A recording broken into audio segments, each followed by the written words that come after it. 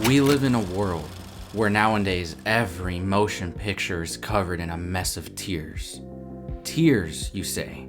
The tears of VFX artists rushing to complete a final shot and lock it in for post a week before a release date. We live in a world where there are no more movie stars. There is only the IP, the franchise, the adaptation, the sequel, the prequel, the reboot, the requel, etc., etc., etc.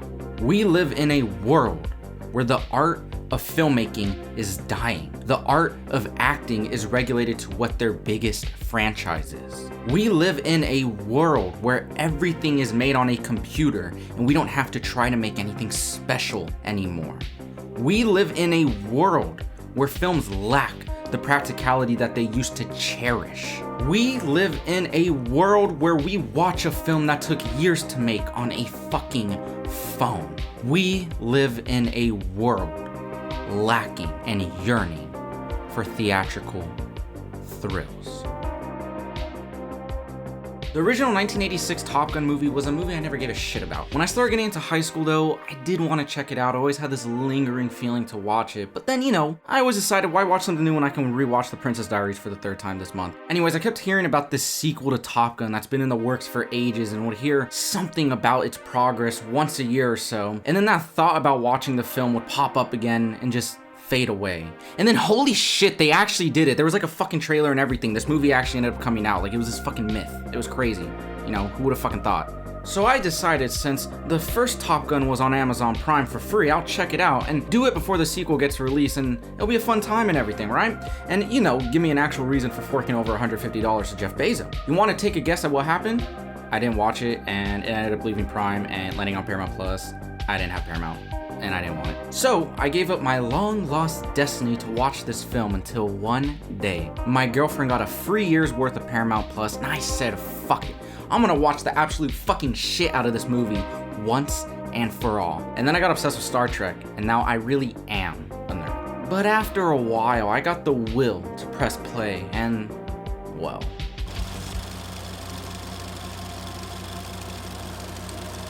Top Gun 1986 was a wild ride for sure, and I'm sure you're all asking it right now if my little Gen Z dum-dum fart brain was able to comprehend the fact that people made films without a computer to fake it. Yes, asshole, because I like old movies. Look, do I think this movie is overrated? No, not really. Do I think it's perfect? No, not really. Do I even like it? Yeah, I do.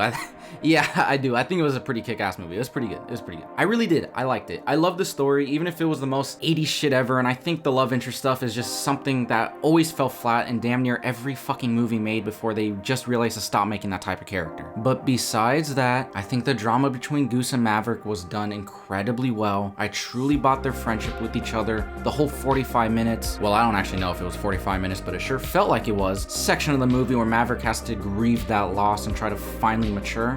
That shit was great. I felt the emotions, I felt his guilt, and felt the wall going down. Beyond the story, I think the film looks beautiful. The colors and the vibrancy just splash and create something eye-catching. The cinematography is stunning. There are so many shots in this movie that could be hung up in someone's alcoholic single uncle's man cave. That's really just their garage and it's cold and damp and really smelly. And they sit there staring at it, remembering the good old days, probably before they got divorced. So that's fucking cool.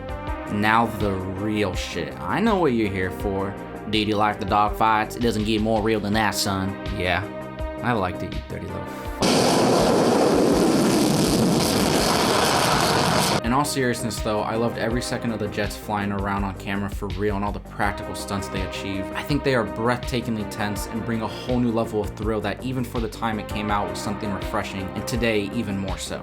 I also applaud the fact that there really isn't all that much plain action throughout the movie. It's mostly character drama and grieving the loss of someone you love. I appreciate that it's not some dumb action movie. I like that it's not even a normal military story. It's about a school of pilots not even going on missions, but just trying to prove that they're the best at something. And the themes about the dangers of ego. Also, last thing, Val Kilmer is so cool as Iceman, and you can bet your fucking ass that was a pun. And I just think in general, he is just such a great actor, and he brings so much calmness and thoughtfulness to this character who on page is truly just a one-note character. So Top Gun gets the AAPS seal of approval. Good movie, I like movie. I will buy a movie on 4K because Best Buy has a Black Friday sale for $8. That's my review, 8 out of 10, good movie, solid watch.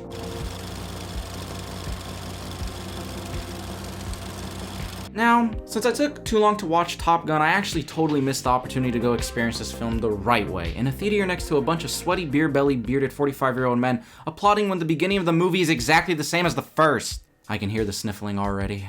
The opening was cool and all, and I kept hearing that this one was better than the first one, but I really didn't want it to be a bunch of callbacks and nostalgia because it would just be distracting, and thank God that wasn't the case. Sure, there was a bit of that here and there, but what this film had above the original is simple. It's not because it's modern or made today, it just has better, more powerful, and more prolific writing. I found myself having a lump in my throat from start to end. I think I cried like 3 times throughout the movie. Man, I usually make serious videos because I'm a depressed sack of shit, so I was pretty excited to do something that seemed fun and chill. But no, Tom Cruise just wanted to give me an existential crisis, so fuck you, Tom Cruise, you fucking piece of shit. The emotion in this film is so impactful, and Cruise still The emotion in this film is so impactful, and Tom Cruise still shows how breathtaking of an actor he is. He gives it his all. And Val Kilmer coming back for this movie and that scene he shares with Cruise broke me to my core. I think this movie just did everything right on an emotional level. It was nice to see Miles Teller come back and have a major role in something again. I love the themes of guilt and remorse playing constantly all throughout the film. The narrative was well paced and had more importance and urgency than the first film had. They aren't only training, they are preparing for an actual mission. And when that mission begins at the end of the movie, it is so thrilling and genuinely exciting in a way that most movies lately haven't been. After the movie finished, I almost threw my TV out the window because I was so mad I didn't get to see it in a theater. Top Gun Maverick was a perfect sequel that deals with the consequences of the first film, builds and matures Maverick further, explores rich themes, has exceptional emotional engagement, and has some of the craziest practical stunts and action sequences in recent memory. Great fucking movie, 9 out of 10, I like it.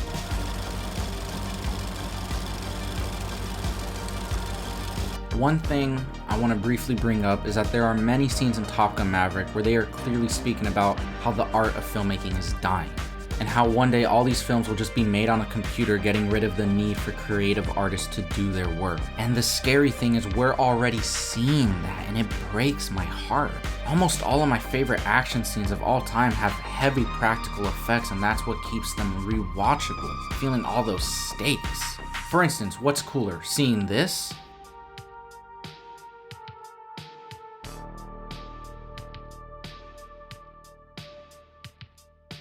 or this?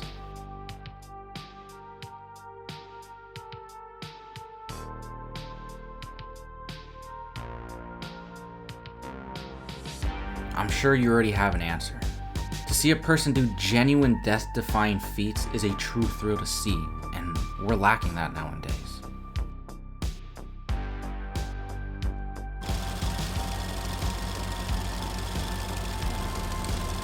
Overall, the Top Gun franchise is an epic endeavor in what a blockbuster experience should be, what a film-going experience should be.